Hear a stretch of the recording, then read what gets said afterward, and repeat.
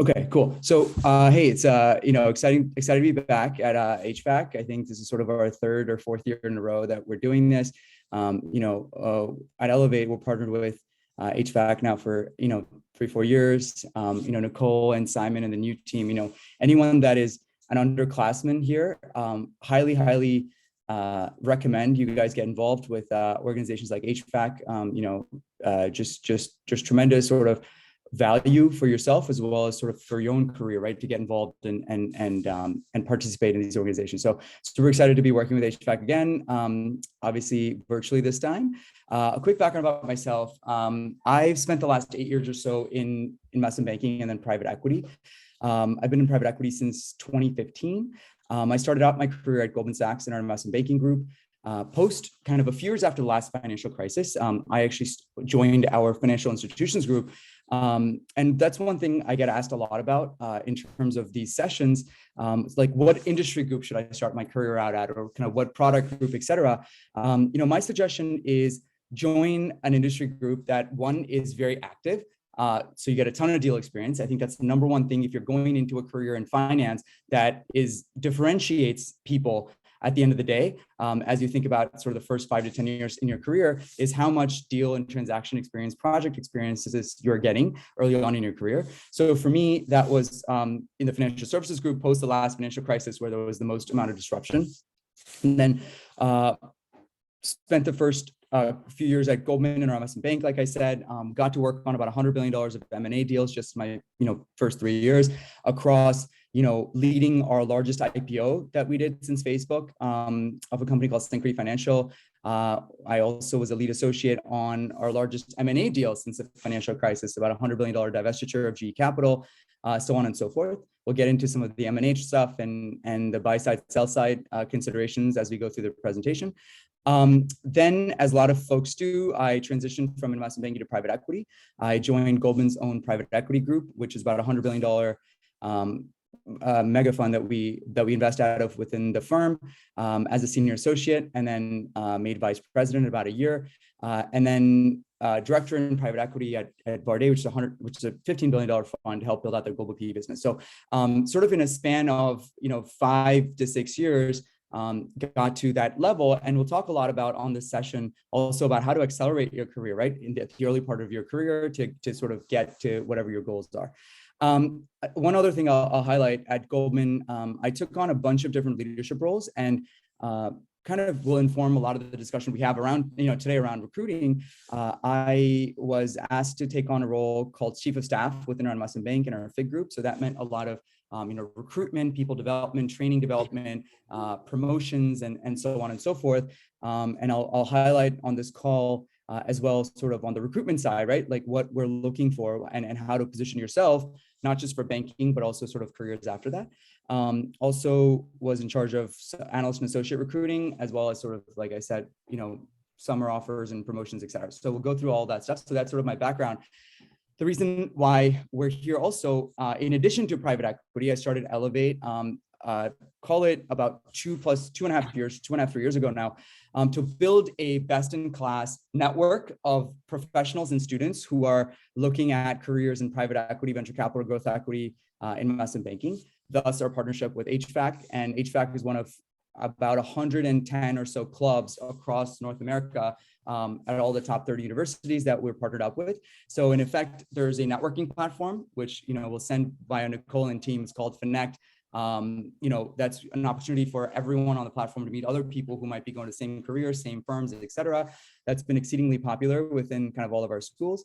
Obviously, learning, I'll get to that in a second. The core crux of this platform is I wanted to build something that was 100% built by professionals, because we just felt like there was accessibility questions or sort of informational barriers and gaps and barriers to entry that I wanted to basically remove from a lot of these careers and demystify, right? Kind of what goes into being successful in these types of careers, not just in entry, but also over time. So there's a learning component, there's a networking component, there's a recruiting component, there's an investing component. Like I said, we're partnered with the top firms and professionals on this. We're partnered with the top universities and MBAs on this. So you'll get more information on this just to get a sense of the clubs and et cetera, both on the undergrad and the graduate side that we're partnered up with. just a sample set of the different firms who we work with on various different parts of the platform. You can go, I'll share the link. You can go and check out probably like 500 videos from professionals and all these firms. If you're interested in any of these firms, really a great way to break that barrier into sort of how do you get yourself prepared for these careers. Like I said, Finect, training, recruiting, et cetera. These are just some examples. I will share some of these resources with you guys in the chat or an email afterwards, so no worries. As far as upcoming stuff, this Friday, we have this thing called Office Hours where we're hosting someone from TPG. Then we have a private equity forum, venture capital forum, diversity conference, all that stuff coming up. So just be on the lookout for that. So let's sort of jump in. I think the one area I wanted to start off with is sort of, my understanding is this session, we have a mix of sort of first years, second years, third years, probably, who are looking at different phases, right, of their career trajectory. And I would say sort of some of the things, right, I want to just start off the bat giving you guys advice on, even before we jump into this slide. I think really the purpose of, you know, your college journey, your post-collegiate journey, et cetera, is obviously to find careers, right, that you guys can go and excel at.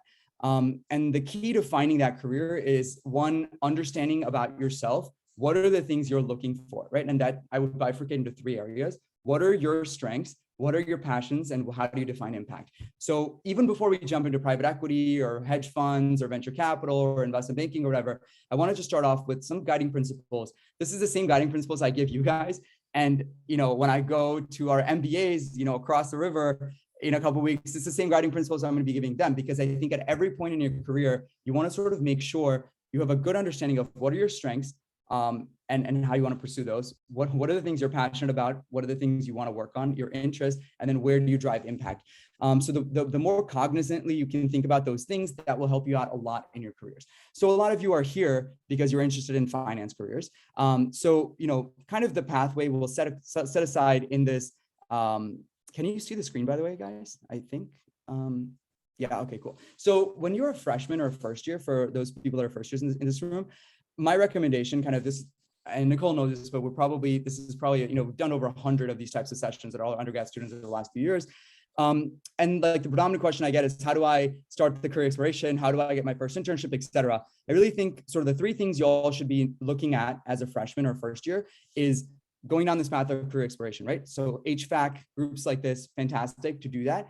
But also for yourself, introspectively, right? What careers you want to take on. Number 2, really important, perform well at your university, right? So whether you go into careers in banking, private equity, consulting, whatever they are, you know, there's baseline GPA requirements, there's baseline sort of major and performance requirements that we obviously want you all to at least make the bar for that. And then number 3, get involved on campus, right? Whether it's these organizations or other organizations, just start building your portfolio of experiences. There's sort of a number 4 here, which is somewhat, I don't want to put an, you know, exceeding importance on this, but just try to get an internship that is somewhat related to a business career for your first year summer. So those would be sort of the 4 things I'd focus on. The second thing, right, once you get your sophomore year, second year, which I think the majority of our students on sort of these types of sessions end up being, now you sort of start thinking about aligning yourself with the recruiting process, right? So recruiting process is already kicking off for junior year summers, right? So a lot of you all are thinking like, how do I position myself best for that? And we'll get into those strategies in just a second. But the key for you all in that is going to be, again, number 1, career exploration. Number 2, networking with professionals. I'll get into kind of how to do that. Number 3, recruiting and obviously interviewing for these jobs. That's the longer dated process over the next couple of months. And then sort of number 4, that's not on this page, but you also want to try to secure a sophomore year internship that will help you sort of advance your case for that junior year internship. Again, we'll get into that. I don't think there's a lot of upperclassmen here, so I'll save this sort of the upperclassmen stuff for you if there's specific questions. But similarly, if you're a third year, right, the key is to start building the skill set, right? If you think you want to go into investing, or if you think you want to go into healthcare, if you want to go into some whatever industry or subsector, really start involving yourself in that subsector, projects or internships or, organizations or other sort of experiences, because today's world is becoming exceedingly industry focused and sort of exceedingly sort of niche-y, and you need to sort of develop that expertise. Again, we don't have to get into that as much here. Again, when you're an analyst or an associate, not relevant for this group, but, I can answer some of those questions as well. So what are the key principles within recruiting. So I'm going to put a distinctly investment banking and private equity lens on this. If folks have questions about other careers, right, we can answer those as well. But for investment banking and private equity, there's sort of 5 pieces to the puzzle. The first one is university.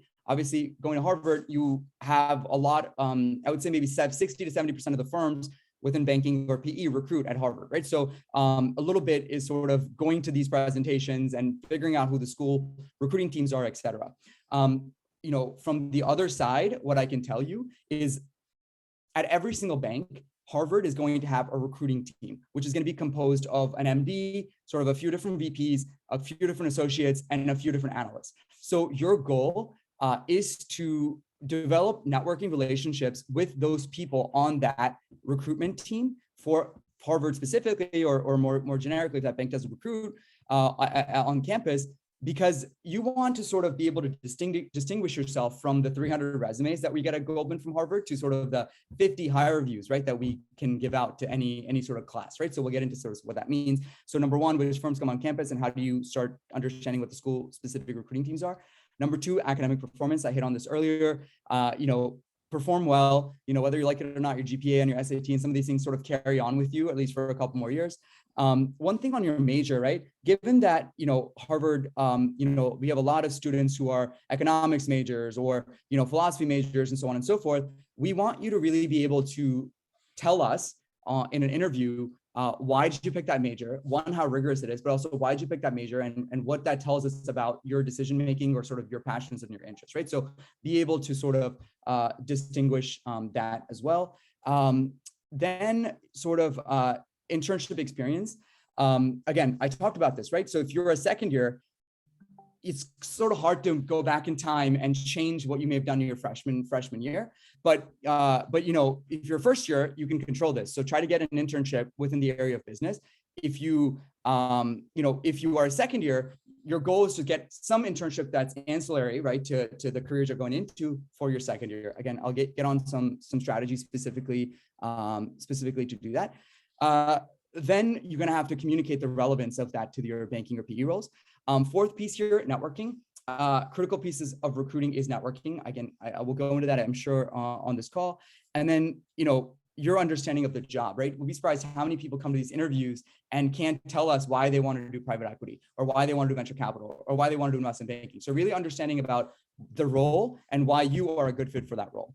And then finally, the interview piece, we'll hit on this, I'm sure, later. You got to come in with like 5 or 6 great stories, right? So the questions you'll get asked are pretty standard. Like, what are your strengths? What are your weaknesses? Tell us about a teamwork experience. Tell us about this. Tell us about that. Coming in with 4 or 5 stories that want to communicate well, but also come across and make an impactful point. Really, really important. And obviously there's a technical aptitude as well. I wouldn't stress that as much. Look, I've probably done like 3,000 interviews within banking and PE just in the last few years, over all these different firms. People always stress out about the technical stuff. It's a pretty much a check the box stuff. All the interviews are make or break basically on behavioral stuff. So let me pause there and sort of see if folks have any questions before we sort of keep rolling through the presentation. You can feel free to raise your hand. I know it's a little bit harder on Zoom, but yeah, we'll pause for a second.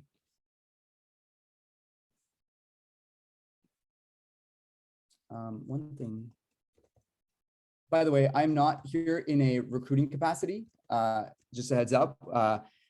I'm sort of here in an educational and one thing about Elevate, I just shared my LinkedIn, by the way. I know some people were pinging me about it. Feel free to connect. There's no question too dumb, but if you still feel like you want to connect offline and ask other questions or just want to connect more broadly and expand your network, feel free to connect. You can message us on there. I'll try to get to them as much as possible. Yeah, Nora, go ahead. Nora, I think you're on mute. Oh, hi. I'm sorry. Yeah, so I actually had a question regarding, so what would you say are some of the more important classes to take throughout college? Or if not more important, like what are some classes that would be better to take if given the opportunity? Yeah, I think, look, at Harvard, I would say Can you tell me what you are trying to sort of get into and a little bit more about yourself? Hi, sorry, the audio is kind of breaking up on my end. Could you just repeat that? Yeah, no problem. I was just asking you, like, is there a specific career you're interested in, or sort of what is your goal? Yeah, so right now I'm primarily focused on investment banking. Okay, got it. And you're a second year, I presume, or first year? I'm a sophomore. Okay, cool. So look, so there's sort of two sides to this. So one is sort of what will help you best prepare yourself for recruiting. Recruiting is happening right now in the next couple of months. So probably not as much of those classes that will help you for the recruiting process. The questions you'll get asked. So I'm going to bifurcate this question into two parts. So part A is for recruiting and part B is for the job itself. Part A, you're not going to be able to change your class composition now, obviously, because you're already into the recruiting process. So I'd spend more time sort of elaborating on why you're taking the major that you're in, what are the different classes you're taking. A lot of these could be introductory classes, and so you may not get asked a lot of questions, but we've seen people ask questions like, hey, what are some classes you want to take in the next couple of years? What do you want to get really good at? So the question about recruiting, not as important, not as relevant, I suppose. And then the question around what's going to help you in your career. Look, I think generally there's sort of no silver bullet here. I think to the extent, and Nicole might be able to answer this as well as I can, since sort of she's going through this process.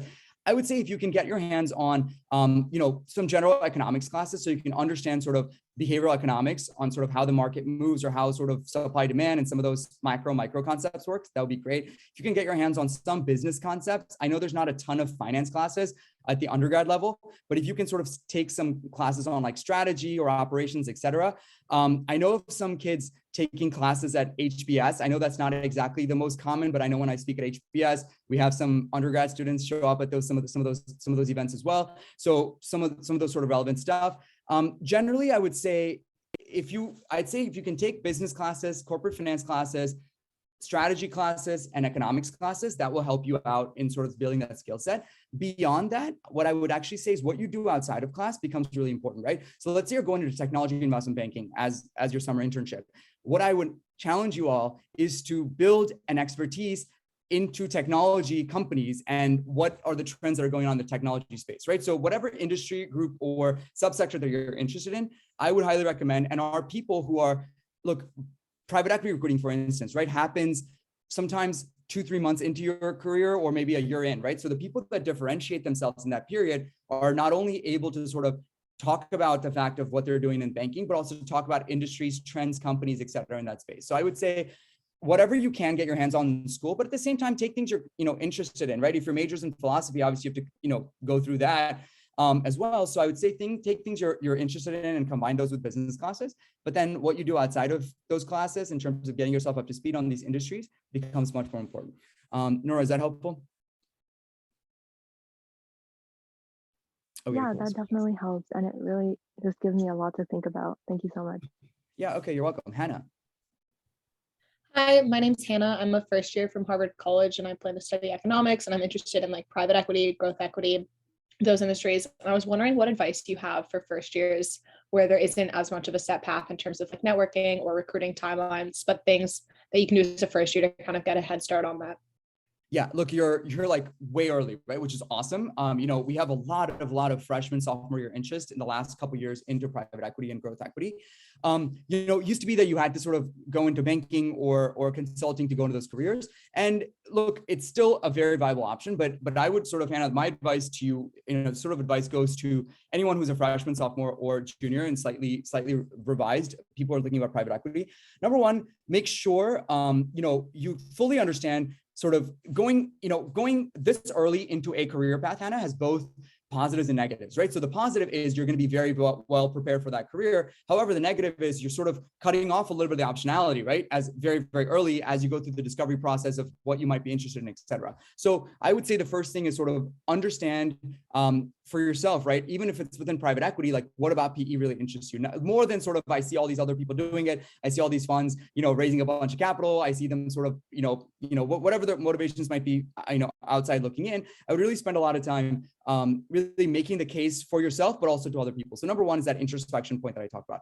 Number two is I would really I wouldn't let the fact that you, and if once you start doing that and understanding the industry, I wouldn't let the fact that you're a freshman or sophomore stop you from trying to get an internship. Obviously, none of these like mega funds or even the middle market funds have programs for second years or frankly first years. So, I mean, second years, yes, first years, not at all. So I would start with sort of trying to land an internship this summer at sort of a Boston-based, middle market fund or firm, or sort of a New York-based firm or wherever you're from growing up. I'd make the case, right, in your outreach. And so your networking there is going to be more around trying to land an internship this summer. I mean, assuming you don't have one yet, I don't know about sort of your particular story, but that would be sort of your first goal. And then really understand what you're doing in private equity, because private equity is also really, really huge, right? So, within Elevate, about 10 to 15% of our students, maybe a little bit more than actually, maybe 20% of our students go into private equity full-time. So if you think about all of our universities, right, all of the Ivies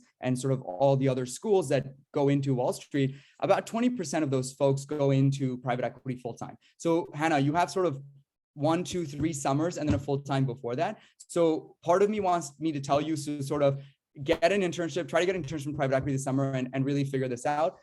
If you want to do it, and then use that internship to inform yourself on like what type of PE do you want to do? You want to do late stage buyout? Do you want to do mid stage growth equity? Do you want to do sort of earlier stage investing? So that's one layer. Then the second layer is what types of industries, what types of companies, what types of subsectors that you want to invest in, and then going and doing that. And then thirdly, I would probably start investing as well, like if you are able to, right, in some capacity, whether it's through sort of some of the organizations on campus or outside, and sort of building up your reputation as well as track record as an investor. Then those are some of the things I would do. And the fourth thing I'll say, Hannah, to you, because you're so early, I would actually encourage all of you guys, and I encourage my MBAs to do the same thing, but definitely my undergraduates, if you can, to get operational experience, right? So it could be at a startup, it could be at a high growth sort of company, it could be in a growth firm, it could be, whatever type of company. The reason for that is, right, when you go into private equity, your job is composed of 3 things, right? You're sourcing deals. As an analyst, you're not really sourcing, right? Unless you go into venture or growth, which you will be sourcing. Number 2 is due diligence of a company. But the difference between private equity and banking is that in private equity, you're going like 10,000 foot deep in a company. So really, really important. And the reason why PE tends to hire from banking and consulting is because you have that expertise built up already in understanding companies, operations, business strategy, finance, et cetera. So if you're not going to go down that path, my recommendation would be to go work at a startup for, either an in-semester internship or something like that. So you understand the challenges that these companies face that are going to ultimately be your investments. And the third part of private equity is portfolio company management. Again, this kind of portfolio experience and operation experience becomes really, really important. So for me, to summarize, Hannah, for you is, don't let the fact that you're a freshman stop you from trying to get an internship. Again, be able to voice your interest in private equity and take a sort of expansive approach to networking to just land an internship for the summer. Number 2, build your investing acumen, build your sort of industry acumen as you go down this path. Number 3, try to build some level of operational acumen so that you can become a better investor. And number 4, again, I say this, but this introspection point about why do you want to do PE? What do you want to do in PE? What specifically the things, what subsectors, what areas of interest, et cetera. And then you should be well on your way. So is that helpful, Hannah? Yes, that is. Thank you so much. Yeah, of course, you're welcome. So great questions. I think PE, okay, the other thing I would say private equity is a lot of the top firms do have, sophomore year programs or junior year programs for their internships now. So really, obviously you're a freshman, it's not going to apply for you right now, but try to understand sort of the landscape, right, of where people are going, where they're interning. And then especially at Harvard, you have a lot of alums. Again, maybe freshman year is too soon, maybe sophomore year is also a little bit early, but maybe your second semester of sophomore year, you could start reaching out to some of these alumni and sort of expressing your interest and growing your networks at that point as well. Anyone who's interested in private equity, we're going to have on probably 6 or 7 firms in just maybe few weeks. We are going to have a private equity event. So you should all come there and you should ask all these professionals, all these questions as well. And it'll be a great way for you to build your networks as well across these firms. So, okay, Hannah, that was your question. John, I think you had a question. Are you able to ask it live or not?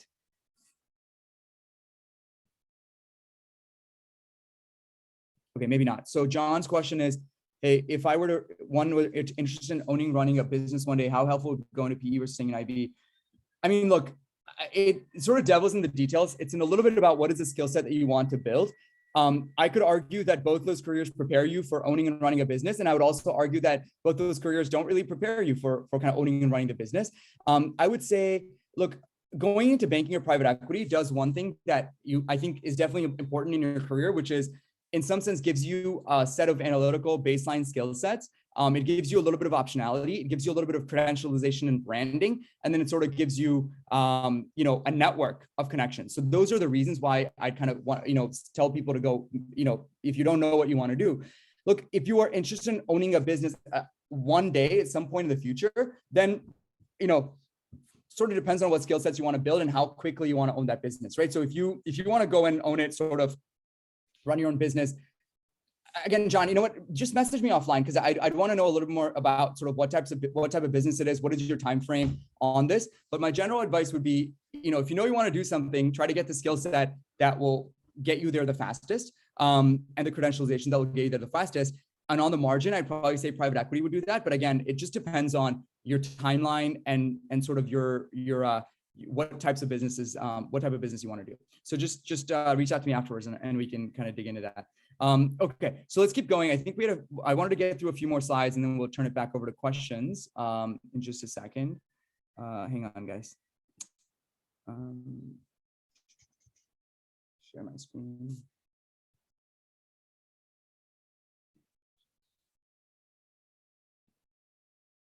Yeah. All right, let's try this again. Good questions, by the way. Whoops. What is going on? The next set of questions are going to be around, or top slides were going to be around recruiting. So let me see if I can try to do this again. Nicole, just let me know if you can't see my screen. Can you see it or no? No. No. Okay. Yikes. All right. Let's try this one last time.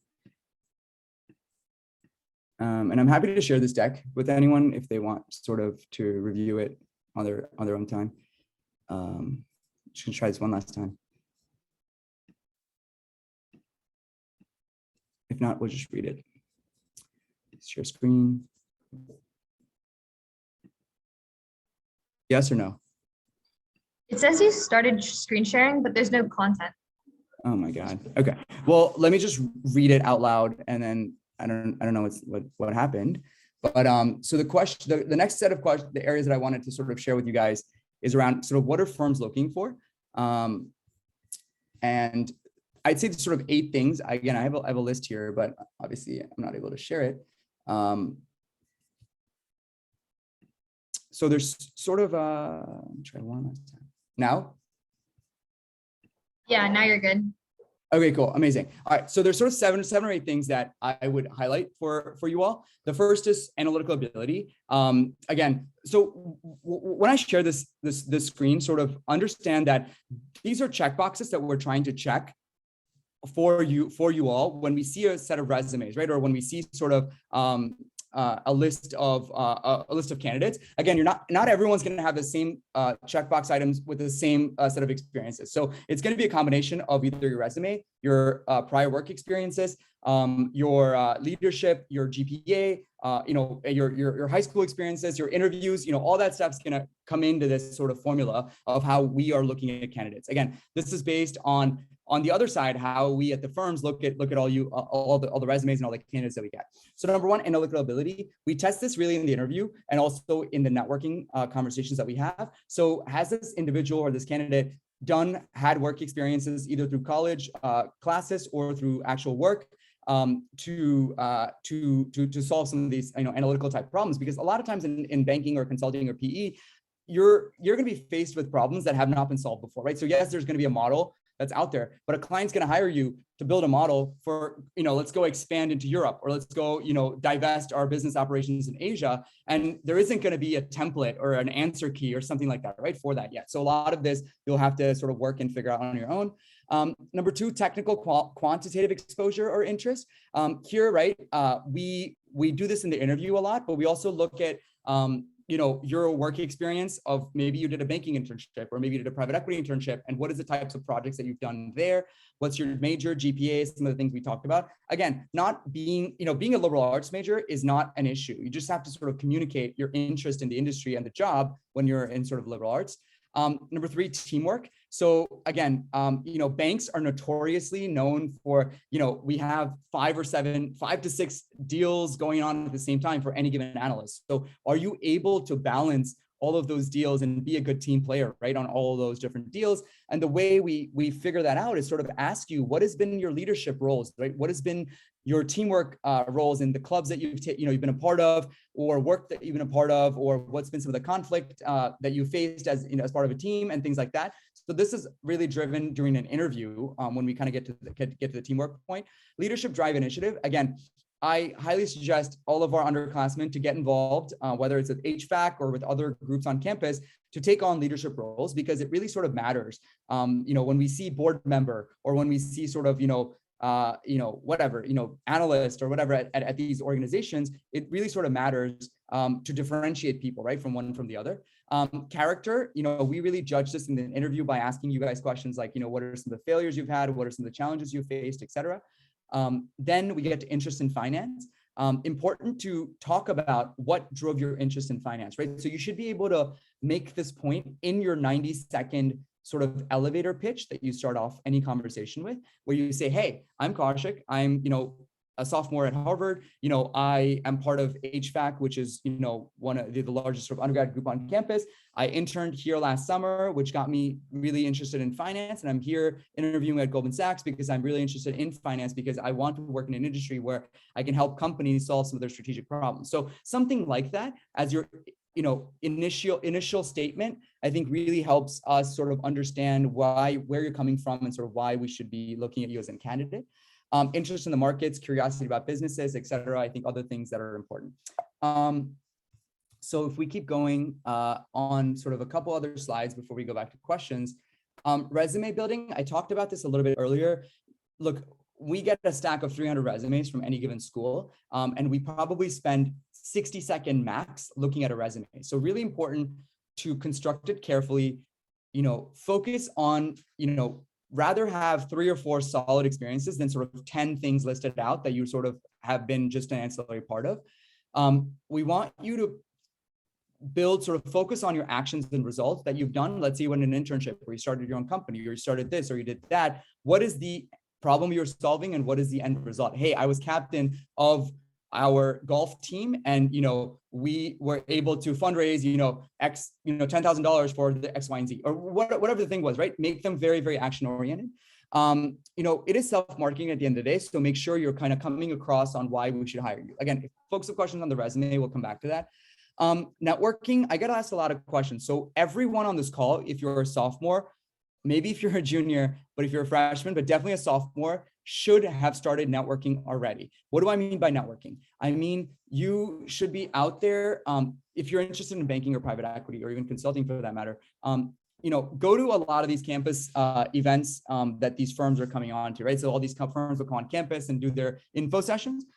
After that, or during that, or before that, sort of make a list, starting with your own upperclassmen, right? So look at HVAC, look at other, seniors and juniors on campus who've been successful in the process. And I would start reaching out to them and be like, hey, what worked for you, right? What worked for you at Harvard? Who are the people you were reaching out to? Like, you ended up, going to Lazard or, KKR or Blackstone. Like, what are the things that you did that helped you in the process? So that's the first step of networking.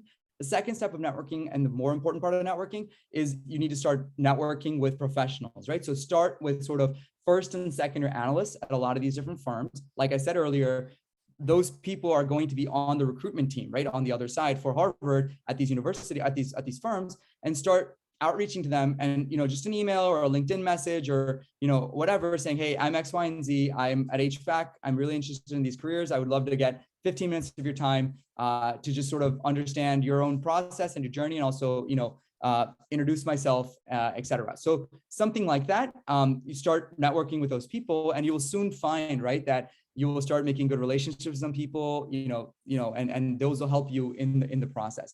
Again, if folks have specific questions about networking, we can go into that. The key really is to cast a wide net reach out to a lot of different professionals, knowing that the hit rate, the conversion rate is going to be pretty like light. It's going to be maybe 25% of the people, maybe 30, 40% will respond to your emails. So if you reach out to 100 people, then you'll see 30 or 40 responses, right? So I think it's just important to get into the habit of starting to reach out and network with people.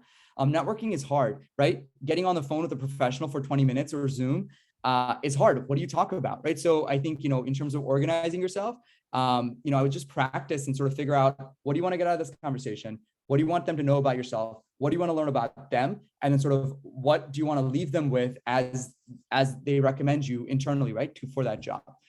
Know that everyone else is doing it. So, don't worry about failures, right? Don't worry about having a bad networking call or having sort of something go wrong. Instead, think of the positive, the upside in going out and networking with a lot of people that'll help you, right, in your own careers. Let me pause there. I know there's always a lot of questions around networking. So let me sort of pause there and see if folks have any questions around specifically around networking.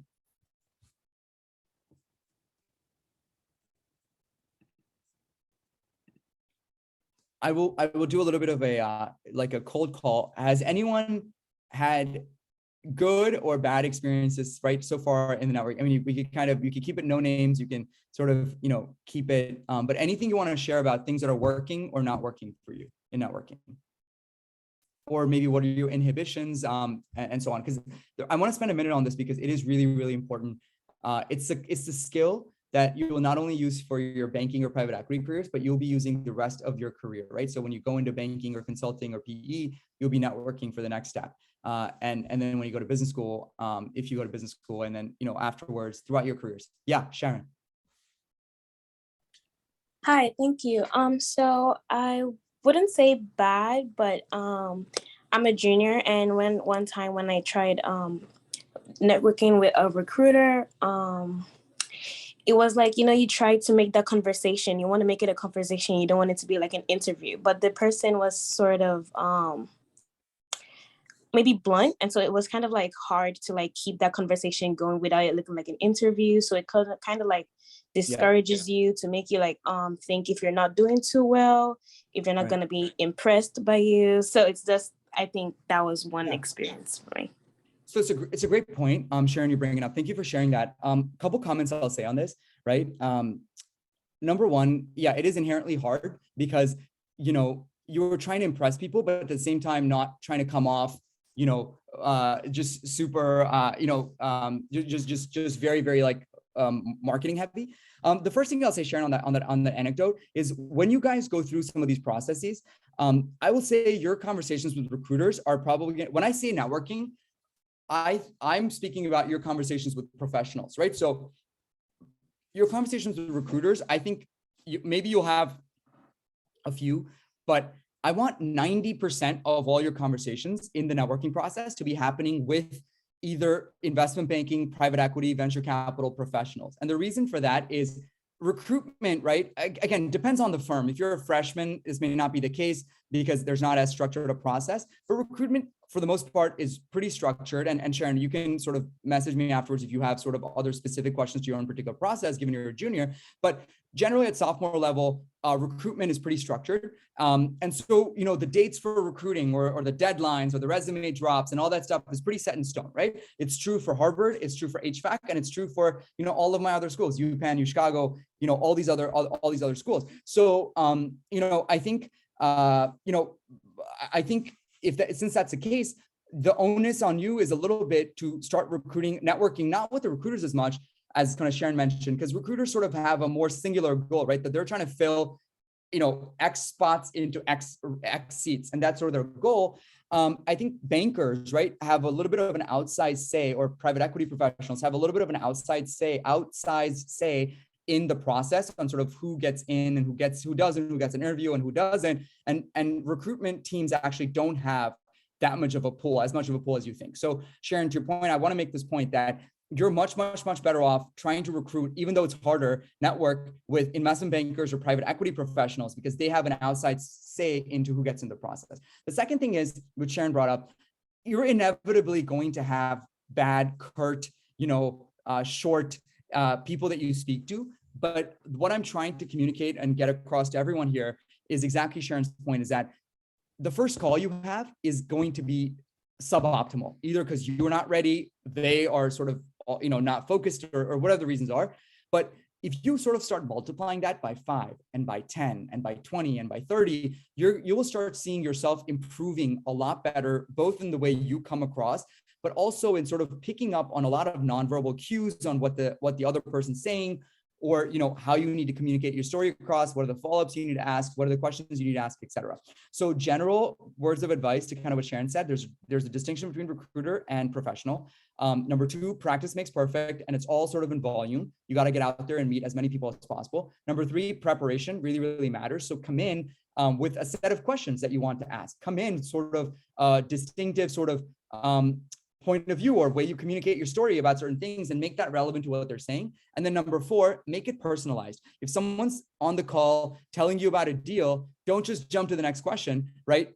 Stay there for a second and ask them a couple follow-up questions and just kind of work with them on that. And I will guarantee you your sort of output, as well as impact on these individual recruiting calls, is just going to go through the roof. So Sharon, is that sort of helpful color based on some of the experiences you've been having? Yes, thank you so much. Yeah, of course. So Dylan has a question. Dylan, do you want to ask it live? Yeah, sure. So you were talking about earlier, like getting to know the analysts, and the people that are working on the Harvard recruiting team definitely give you the advantage in like a 50-50 decision. So I was wondering how you would go about like networking and making connections with these individuals that are on like the Harvard recruiting team. Yeah, of course. So there's sort of a few different tricks of the trade.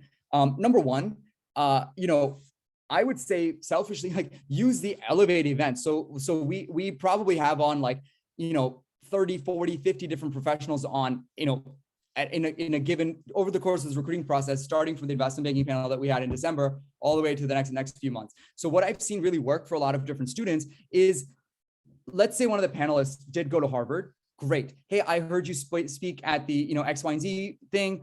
I go here. That is already a very warm connection. And I think I would like to say that these folks come on our platform, A, because they've benefited from being part of Elevate, but 2, because they want to, they are the ones who are either driving recruiting or they're making people decisions at the firm, and they actually want to do that. And so by reaching out to them, you're already kind of capturing someone who is expressing interest in, in the people development side of things. The second part is, and this is another trick, even if they didn't go to Harvard, right? If you saw someone on the platform who worked at Morgan Stanley, but maybe they didn't go to Harvard, you can say, hey, I heard you speak at this Elevate event. I went to Harvard. I love your story. I'd love to get on the phone. So get on the phone with them. And then at the end of that call, say, hey, I loved your story. Thank you so much. Can you connect me to someone who is maybe on the Harvard recruiting team? And guess what? All the analysts know each other, right? So they will sort of connect you all to each other, and that'll be another sort of path. So my first example is use the resources that you already have. The second sort of resource, which is applicable across HVAC, is you have a tremendous alumni network, right? A tremendous Harvard alumni network, tremendous sort of alumni network in general. There's no like list that's going to say, oh yeah, like X, Y, and Z, is in charge of the recruiting team at Credit Suisse or Lazard or Blackstone or whatever. But trust me, if you go and reach out to enough people, you will know, and you make a good impression, Dylan, they will tell you, hey, Dylan, I'm not doing recruiting this year, but guess what? Jane is doing recruiting, or, Sarah is doing recruiting, or John is doing recruiting, or whatever. And so I guess what I'm trying to come across, Dylan, is that there's no like shortcut, but once you start doing this, you will come across the people that are doing that. So the first thing is sort of, I said, use professionals who come on our platform. Number 2, go to HVAC and figure out where the alums go, and then just start reaching out to them. Obviously, do it when you're ready to talk about your story and can make a good impression. And then number 3 is just cold emailing. Okay, so whether they go to whether they were part of HVAC or not, like reach out to people at the firm, and they're probably one connection away from someone on the recruiting team. Okay, so if you call someone or have a Zoom with someone and have a good impression or make a good impression with them, they will connect you to someone on the recruiting team, because they think, hey, Dylan, I talked to Dylan, he was awesome. We want to sort of see if we can have him speak to more people on the recruiting team. So does that make sense, Dylan? So there's sort of no formula, but trust me, that is the formula, what I just kind of gave you. Yeah, that makes sense. Thank you. Yeah, of course. You got it. All right. What other questions these are good questions. What other questions do people have on networking?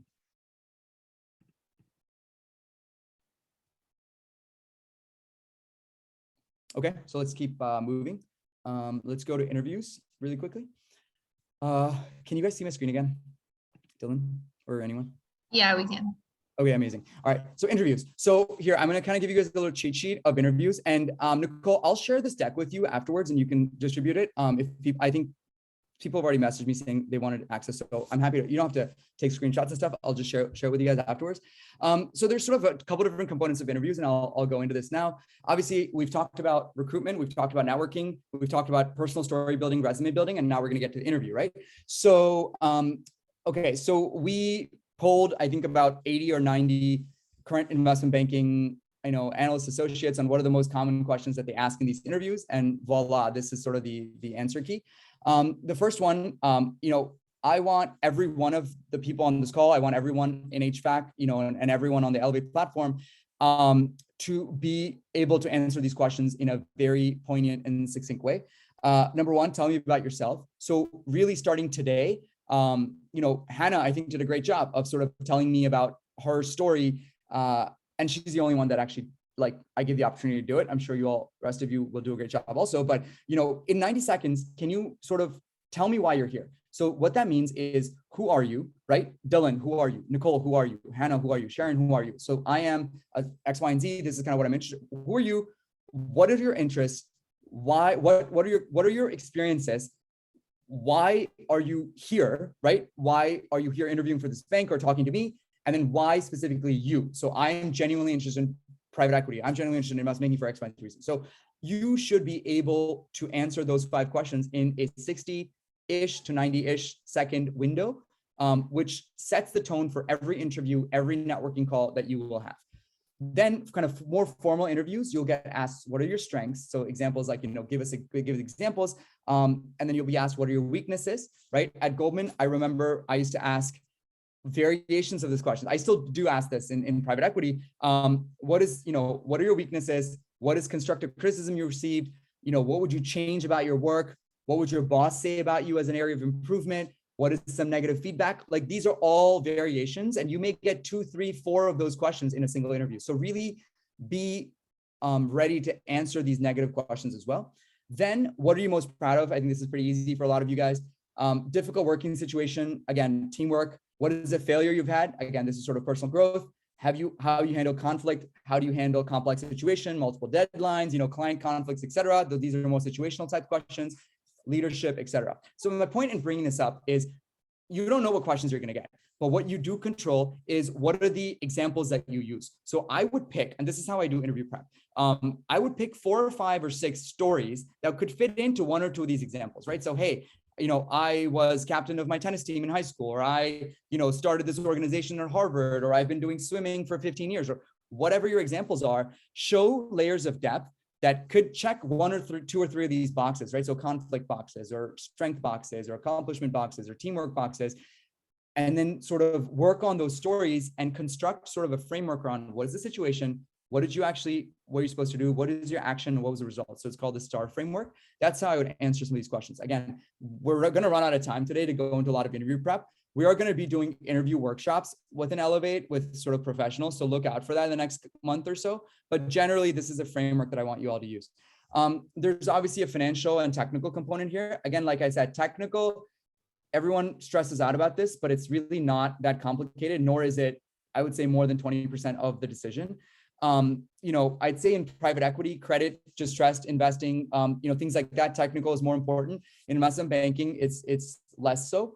But I think what's more important than technical questions are like the why finance questions. What are you following in the markets? Why will you be a good analyst? And why our firm? Those are kind of more of the situational finance questions that I focus on, or we tend to focus on, versus accounting. I mean, you need to know accounting, but that's just sort of a baseline. So one thing on hire views. So we asked all of our juniors and seniors in the last year who've been through the hire review. Now, for those that don't know, this is sort of the process of getting on like a Zoom and answering or not Zoom, but sort of a video and answering like 3 or 4 questions. Sort of the 6 things that the biggest advice that our sort of incoming bankers had for you guys, which is the next generation, is prepare really strong examples. Again, I tried to cover this earlier, but just having good examples, because that's gonna make or break your interview. Networks, so there's inevitably going to be a question around why Credit Suisse or why Lazard or why Goldman or why whatever, JP Morgan. You should be able to point out, say, hey, I've gone to meet a set of people at the firm that I really gravitated towards. They've been able to tell me about the culture of the firm, the complexity of the projects, as well as the teamwork and kind of client dynamics of the firm. Really like that the analysts have gotten an outside responsibility on the deals that they work on. And some of these people include, Sarah Jones, John Smith, blah, blah, blah, blah.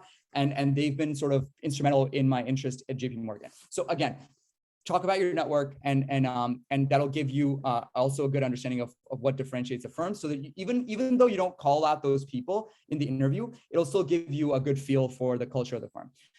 Following current events, I think inevitably there's going to be a question in the hire review or interview about, hey, what do you think about the interest rate policy, or what do you think about inflation, or what do you think about what's going on in the capital markets, or what are some of the trends you're following? So the only good way to prepare for that is actually following the market. So I would say kind of go read Deal Book every day, or go read the Financial Times every day, go read the Wall Street Journal every day, at least 10 minutes, so you know what's going on 3 months from now when you have interviews. Keeping answers concise. Again, that's the other thing. You have time limits on some of these things. So just make sure you cover the situation, the task, the action, the result, all in that 2-minute time window, rather than sort of rambling on. Definitely don't get flustered. There are going to be sort of curveballs in there, and sort of ask you about, hey, tell me about a time, where you got some critical feedback. Again, the key to that question is you want to make sure you don't come across as like, oh, my manager told me I didn't have good attention to detail. Guess what? Attention to detail is really important in finance. So you don't want to really call that out. So really, like, don't get flustered, and just make sure you're answering the questions like you guys are prepared, and keep it conversational. Again, that goes kind of without saying. I'm not going to get into this. I think there's a section on banking technicals and PE interviews, but in the interest of time, I'm actually not going to be able to get into those right now. Obviously, we'll get into those later, but I think we just have a couple minutes left here. So let me turn it back to the audience. I hope this session was helpful for everyone. The goal is we do this with you guys, every year or every sort of different points in the year. The goal is to obviously get you all to bridge the gap between a lot of the unknown, right? From a professional's perspective, or from, an experienced professional's perspective, on sort of what are we looking for, not just from a recruiting side, but also from a career development side.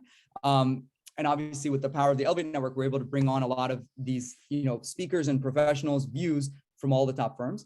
Again, I think, so feel free to ask any final questions that you have. And yeah, hold on, John, 1 second. I'm gonna get to John's question, but more broadly, I'd say we want you all to be successful in the recruiting process. HVAC has, and Harvard in general, has a great track record. I think the thing about Harvard is it may not have as much finance, curriculum or kind of a factory like some of our other finance heavy schools, but I think Harvard students generally do a good job in sort of networking and sort of talking about themselves, talking about sort of their interest in the things that they're looking at, and then being very, very, passionate about what the career choices they go into. So that's what I want you all to be, taking advantage of. I want you to blend that with the, professional network that I think you need to take advantage of, coming from Harvard, and then be successful such that in future years, you guys can sort of help the next generation sort of get involved. So that's sort of the goal here of us kind of doing this at all of our different partner clubs. Yeah, John, go ahead. Hi, Kaushik. Yeah, thanks for taking my question. I'm currently a sophomore, so I'm going through the networking process, and you touched on earlier about casting a wide net. I wanted to get your take on, so for example, if we're trying to reach out to maybe 15, 20 banks, a lot of them recruit quite soon, like especially more boutique banks. And I'm afraid of, if I email too many people at the same bank, I'm afraid of coming across as like too, I don't know, if multiple people on the same team get an email from me, it might look like I'm just kind of spamming. Yep. So what's your take on kind of reaching out to these boutiques by the time they finish recruiting, while also like trying to get to the other bulge brackets? That maybe great question. Yeah. Very, very topical, John. So I'll give you sort of my thoughts on this.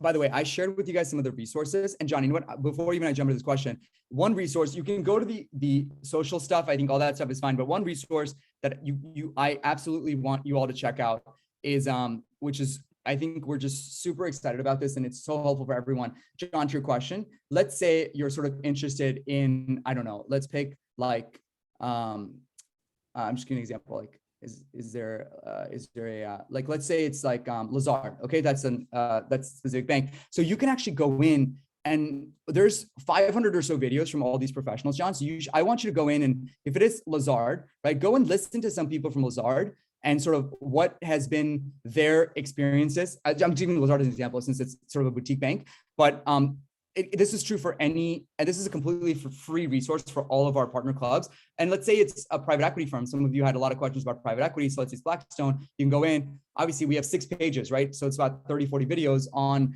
people who've worked at Blackstone. So my point in bringing this up is we wanted to democratize sort of access to all of these careers straight from reputable sources. So, you know, rather than sort of sitting there being flustered about what do I do? How do I do this? How do I do that? I suggest all of you guys go in here and learn from real professionals all these questions that you have here that we don't have time to kind of get into all these questions in the chat in these sort of sessions, right? So that's just one thing I want to highlight. It's a completely free resource that our team has sort of put together so that it can help, you know, every single people in the next generation and going forward. So John, to your question about networking with elite boutiques that are coming up, yeah, absolutely. I don't want you to go out there and sort of spam 8 people at Evercore tomorrow with the same email.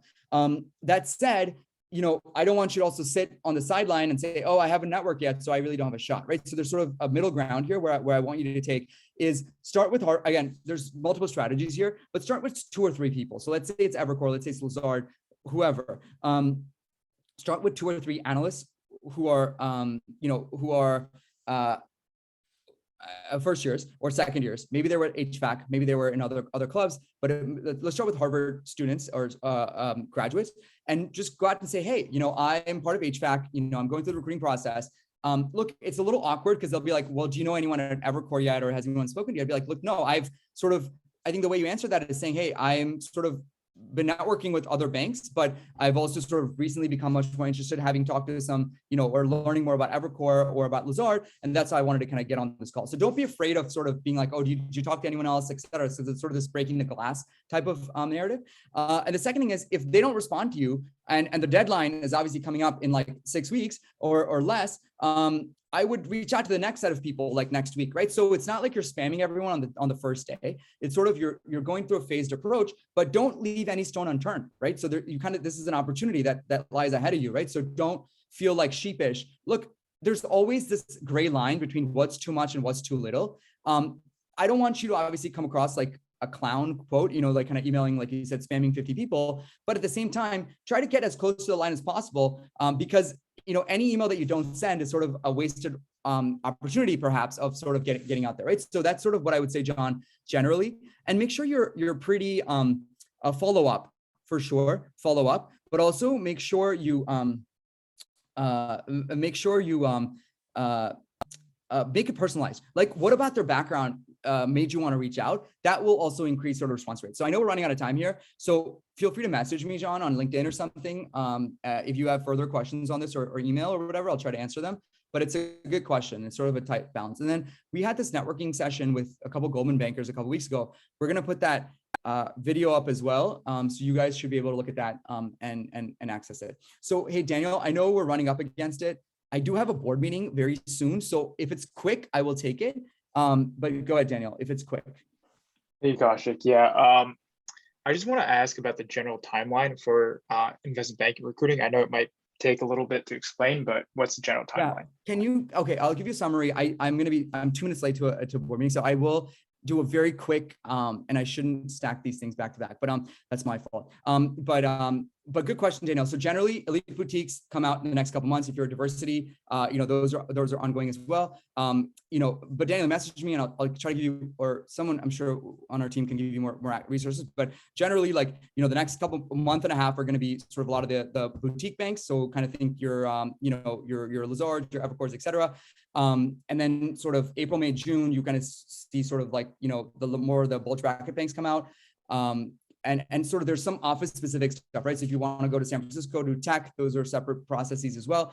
Sort of Goldman and Morgan Stanley sort of happen in that period as well, alongside with other firms. The one thing I will note is a lot of these firms have super days that are rolling right from now until the end of September. So just because you don't make it through the Harvard round, I would say keep going at it, and you will have a chance to get on super days at that process when sort of it happens. And then finally, there's a few banks like Centerview that happen towards the end of the process, sort of in the August, September timeframe. So that's just a summary. Daniel, feel free to, I would say, yeah, LinkedIn message or email us. I will send you guys sort of a follow-up email. Our team wants everyone to fill out like this trust pilot thing. So I would love for you guys to fill that out as well. And so on. So yeah, so let me pause here. I have to hop, and I think you guys probably have to hop as well. So Nicole, I'll turn it back over to you. Yeah, thank you all for coming. Sorry it's a little loud here, but you can feel free to reach out to any of the LinkedIn or emails that Kaushik sent out. And as always, you can email harvard.fac@gmail.com, and we'll do our best to respond to you with any helpful information. Yeah, HVAC is awesome. Everyone get involved, take on leadership roles, and sort of get involved in the organization. All right, thanks everyone. Have a wonderful night. Okay, see you. Bye guys.